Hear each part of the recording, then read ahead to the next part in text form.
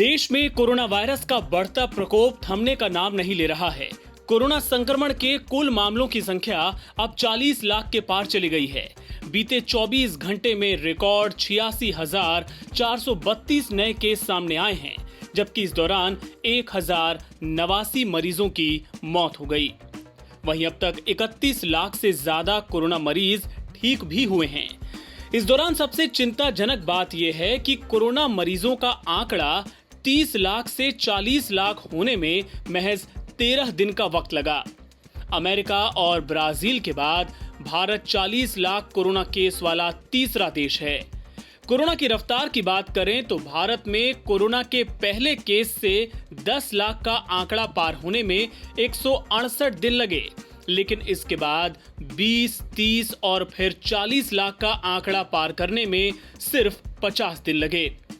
दूसरे देशों से तुलना की जाए तो ब्राजील में 75 दिनों में 40 लाख मरीज हुए थे, जबकि अमेरिका में 86 दिन लगे थे। राहत की बात बस ये है कि भारत में कोरोना से मृत्यु दर बाकी देशों की तुलना में काफी कम है। 40 लाख कोरोना केस के साथ भारत में इस महामारी से अब तक 69,552 मरीजों की मौत हो चुकी है।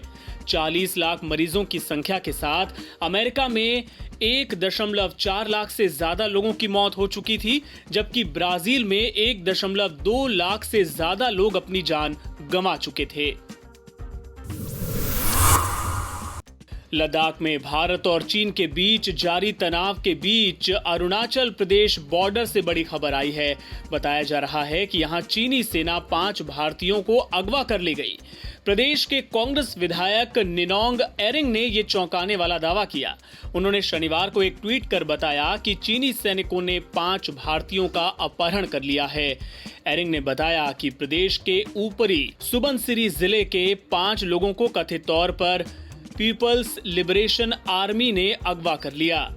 एक बहुत दुखित सूचना हम देना चाहेंगे आप सबको।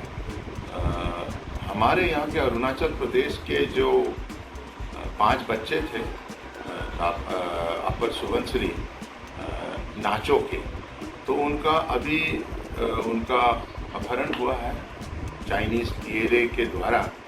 और अभी हमने सुना है कि अभी जो हमारे रक्षा मंत्री श्री राजनाथ सिंह जी चीन और जो रूस के रक्षा मंत्री से उनका भेंटवार्ता हो रहा है, तो इसी समय में ऐसा हमारे बच्चों को अगवा करना ये बहुत एक गलत मैसेज जा रही है। अरुणाचल प्रदेश हमारा पूरा भारत का एक बहुत विशेष अंग है, जहाँ लोग यहाँ हम जय हिंद और भारत माता का नारा लेके हम यहाँ लोगों को स्वागत करते हैं।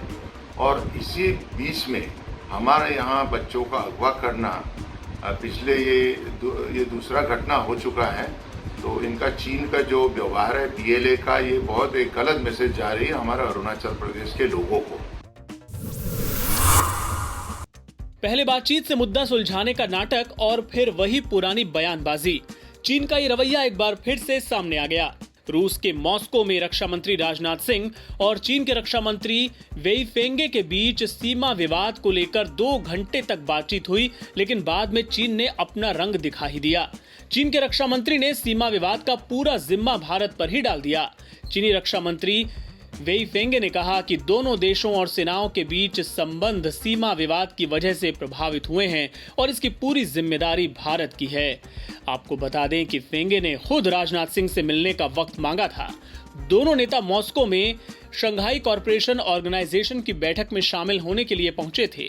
चीन के रक्षा मंत्री ने बयान जारी कर कहा कि चीन अपने क्षेत्र को गंवा नहीं सकता और चीनी सेना राष्ट्रीय संप्रभुता और अखंडता के लिए पूरी तरह से दृढ़ आत्मविश्वासी और काबिल है। दोनों देशों को चेयरमैन जिनपिंग और पीएम मोदी की बनाई सहमति को लागू करना चाहिए और बातचीत से परेशानी सुलझानी चाहिए। मुंबई को पीओके बताने के बयान पर मचे बवाल के बीच राष्ट्रीय महिला आयोग ने एक्ट्रेस कंगना रनौत का समर्थन किया है। राष्ट्रीय महिला आयोग की अध्यक्ष रेखा शर्मा ने कहा कि कंगना के ट्वीट में कुछ भी विवादित नहीं था। उन्होंने कहा कि कंगना को धमकी देने वाले शिवसेना विधायक के खिलाफ आयोग कार्रवाई करेगा। कंगना के किसी भी ट्वीट में ऐसा नहीं लगा कि वो देशद्रोही हैं या किसी इंसान के अगेंस्ट उन्होंने थ्रेट किया है, और ऐसे में कोई भी कुछ भी कह सकता है। इससे यही नहीं, हम महिलाओं को जो कहते हैं ना मुंह बंद रखो, ये विचारधारा सामने आती है शिवसेना के नेताओं को कि महिलाओं को सह नहीं सकते वो अगर वो आज़ादी से बात कर रही हैं तो। मैं इसलिए नहीं देख रही हूँ, ये सेलिब्रिटी हैं, ये किसी को भी अगर ये ऐसा थ्रेट आया होता तो NCW ऐसे ही एक्ट करता। और सेलिब्रिटी के लिए या अलग से कोई वो नहीं है कि राइट्स नहीं है, ये सबके राइट्स हैं, इक्वल राइट्स हैं। आपने एक महिला को थ्रेटन किया इसलिए NCW एक्ट करेगा। Today I read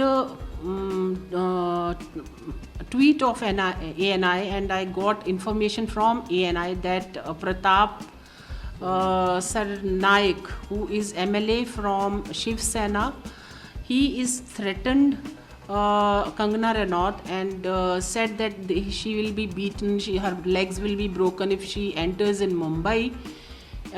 These are highly objectionable statements. I am going to take suo motu and writing to DGP to immediately arrest this person who is dangerous for the society and who is giving threat to a woman. The states are for everyone. Maharashtra is part of India and any Indian can go there and nobody has the right to threaten to another person. What about, ma'am, on this types of threats? There is freedom of speech around. It is yes, the freedom of speech is right of every Indian. This is our constitutional right. And Kangana, if she is not writing against a nation or she is not threatening anyone, she can say whatever she wants to say. These people, especially these politicians who think that women are less than others and she can't speak her mind, that's what the mentality of this person shows, and other Shiv Sena politicians who are after Kangana Ranaut. रूस की corona virus vaccine Sputnik V ने human trial के दौरान खुद को सुरक्षित और असरदार साबित किया है। परीक्षण के दौरान कोई गंभीर नुकसान पहुंचाने वाला परिणाम सामने नहीं आया और इसने परीक्षण में शामिल सभी लोगों में एंटीबॉडीज भी विकसित की। प्रतिष्ठित मैगजीन द लैंसेट जर्नल में शुक्रवार को प्रकाशित एक अध्ययन में यह दावा किया गया है। रूस ने पिछले महीने इस टीके को मंजूरी दी थी, जिसके बाद दुनिया भर में खासतौर पर पश्चिमी देशों में इसे लेकर सवाल उठाए जा रहे थे। अमेरिका समेत दूसरे देशों ने कहा था कि स्टडी का डेटा उसे सुरक्षित और असरदार करार देने के लिए पर्याप्त नहीं है, लेकिन ये नई स्टडी इन आपत्तियों को खारिज कर रही है। टीके के शुरुआती चरण का ये परीक्षण कुल 76 लोगों पर किया गया और 42 दिनों में टीका सुरक्षा के लिहाज से अच्छा नजर आया। इसने परीक्षणों में शामिल सभी लोगों में 21 दिनों के अंदर एंटीबॉडी भी विकसित की।